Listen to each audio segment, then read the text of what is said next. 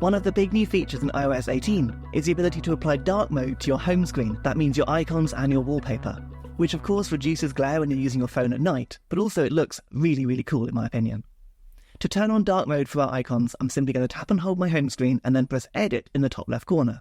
From here, we'll press on Customise to bring up the new icon customizer. I'm going to tap onto Dark at the bottom and you'll see my whole home screen has now changed. The wallpaper's got a little bit dimmer and all of my icons have gone very, very dark. Now don't worry if your favourite app hasn't had an icon change yet. The system will work very hard to find icons that developers have made to change, or if it can't find a dark icon, it will try and create one for you based around the AI built into your phone. Now you'll notice that my actual wallpaper has gone slightly dim and slightly dark here as well. That's a setting that you can change if you want to, simply by pressing this icon here. That means you can have dark icons with a light wallpaper, or you can have light icons with a dark wallpaper. Now we've seen what dark mode looks like, I'm going to jump onto the automatic tab, which means that my phone will automatically switch between light and dark mode whenever I set it to do that. And now the icons and home screen will change as well.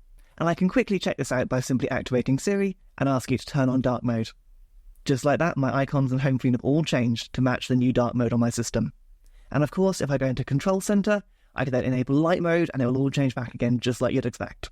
Now iOS 18's been released, there are so many more things that your phone can do that it simply couldn't do before.